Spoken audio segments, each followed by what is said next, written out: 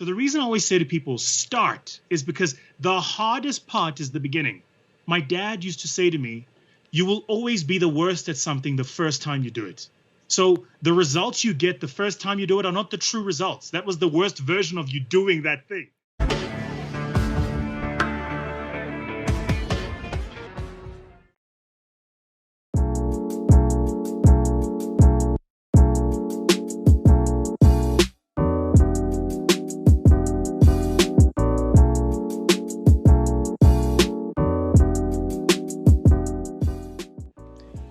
The hardest thing to do is to enable people to see themselves as they are. Not as they hoped they were, not as they've been taught they are, but as they actually are.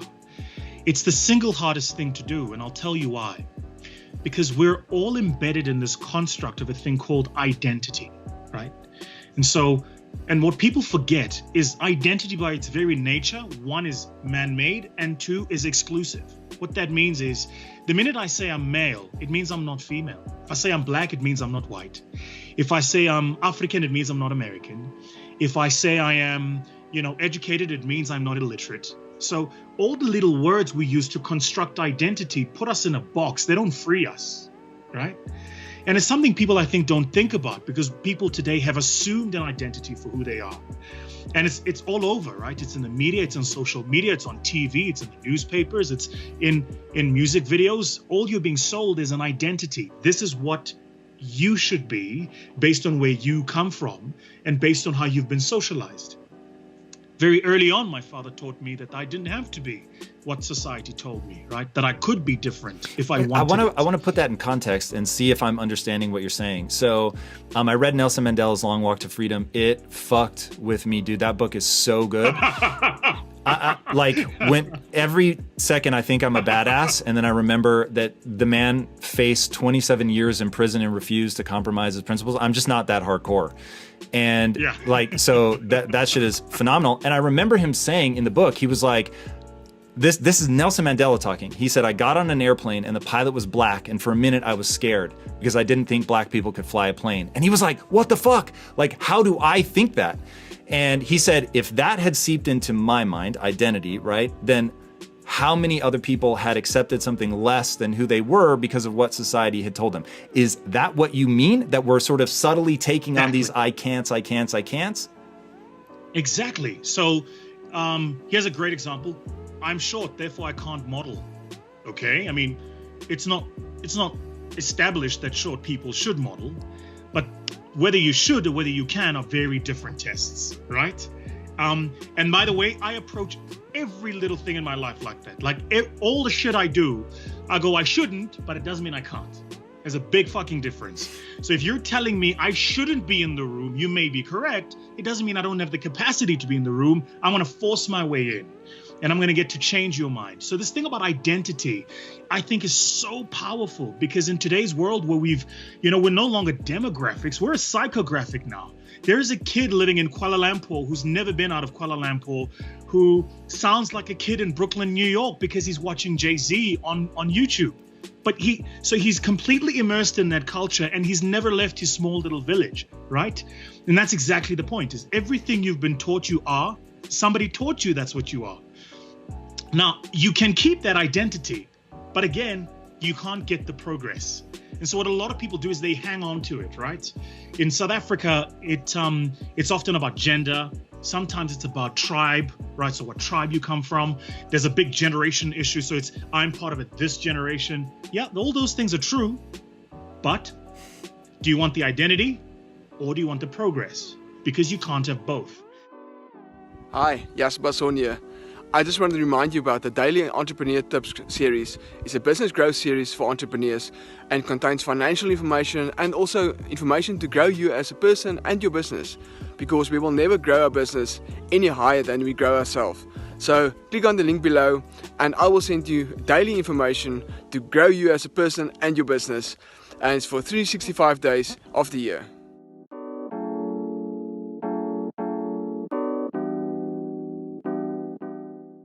What goes through your mind when you hear people like Elon Musk, Jeff Bezos, Steve Jobs? What these people have that we don't have? Oh, what do they have that we don't have? Simple. It's a little thing with 4 letters on it. It's called grit. Grit is what I call the pit bull factor. If you've ever seen a pit bull in a fight, it ain't pretty. A pit bull in a fight is not worried about who likes it and who doesn't like it and what does the PR look like and, oh, I've got to be such a nice guy. It's a pit bull. It's in a fight. So what a pit bull does is it grabs, it locks its jaws, and it doesn't let go. I love that. You could pour boiling water. It ain't letting go. That's why it's the most dangerous, ferocious dog in the... I mean, you know, back in the day when they used to make dogs do fighting, which was illegal and unethical and immoral. So I'm not condoning it. But back, everybody knew that if you brought a pit bull to the fight, there was no other dog, no other breed that could match a pit bull. Why? Because the minute it gets a hold of the target, it ain't letting go. And it's going to do this with its neck until it rips to shred the other. It's kind of, what does the crocodile do? A crocodile grabs and it spins and spins and spins and spins and spins until eventually it tears you apart. What a lot of us do is we grab and then life happens. Then we let go. I grab and I lose my people, or I lose a customer, or I get a bad review on Google reviews, or we don't deliver a project on time, or my customer doesn't renew a contract, or, you know, I go through a divorce, or something happens and I let go. Steve Jobs. There's a video I'd love to show it to you that I've got of Elon Musk.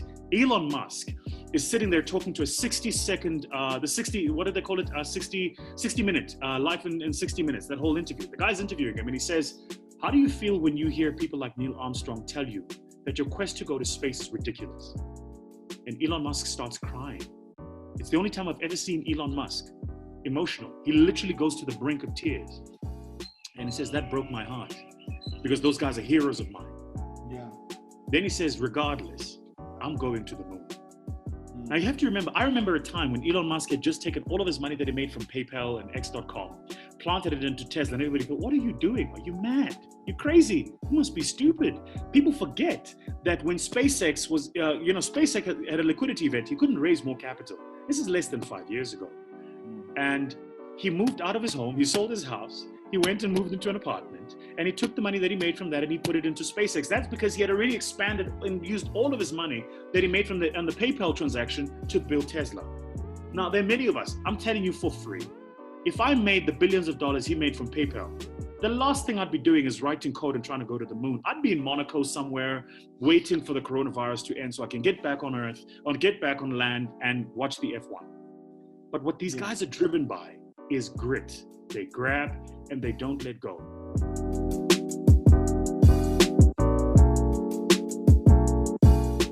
The single most important part of the momentum equation is movement, right? So I'll give you an example. Here's how I explain this to people. So if you're driving your car and for some other strange reason, the car stalls and you're stuck, right? You have one of two things you can do, right? And let's imagine you're in a, cell phone black zone. You can't phone anybody. You got one or two things you can do. Sit in the car, switch on your hazards, and pray somebody's going to come past you. That's what we call the charity approach. Hi, I'm here. I grew up poor. I didn't get a good education. Help. It completely gives the power to the person on the other side of the equation, which is I feel like I want to help, and here's how much I'm willing to help with, right? Flash the hazards. The alternative is you open the driver's door, you drop the handbrake, you put your shoulder behind the chassis, and you push. Now, when you start pushing, the hardest part is going to be that initial meter because the car is completely still. It's got no momentum. So you start pushing. And what happens is 5 meters down the line, 10 meters down the line, assuming the road is flat, of course, all of a sudden you're not pushing as hard as you were, you're just maintaining momentum. So the reason I always say to people, start, is because the hardest part is the beginning. My dad used to say to me, you will always be the worst at something the first time you do it. So the results you get the first time you do it are not the true results. That was the worst version of you doing that thing. That's first time you sing, first time doing public speaking, first time you try to do a comedy set, first time you do anything is the worst time because you don't have the skill set. But as you do it, what happens is you mature, you get better, and you learn, right? So that's what I mean by that is the reason it's important to start is because all of those stories, that self-narrative that you've been saying and toiling in your head, the excuses are valid, the world isn't fair, but guess what? At the beginning, it is going to be tough, but the only way out of it is to start. There is no other way out of it. You can't negotiate with it, right? It's, let me just one last thing for you to think about. So I said this to an entrepreneur literally today who came to see me about this very thing. And she was saying to me, look, business, it's COVID, it's been a tough time, yada, yada. And I said to her, if you went to, imagine, the Empire State Buildings. I said to her, if you went to the top of the building and stood at the ledge, prayed to whichever God you praise, God, Buddha, Allah, and told them that you don't believe in gravity and jumped, you'd find that gravity believes in you, right? So I was saying to her, the environment in the moment we're in is gravity. You can't negotiate your way out of it, right? What you can do is you can get started with who you need to be to survive this moment. And what she was doing, which is what I think a lot of people do, is they hang on to who they used to be, right? So I used to be well, that's not working anymore. So who do you need to be? And get started on that journey. I really honestly firmly believe in the school of starting. Starting, I think, is often more important in the entire momentum construct than everything that comes after that.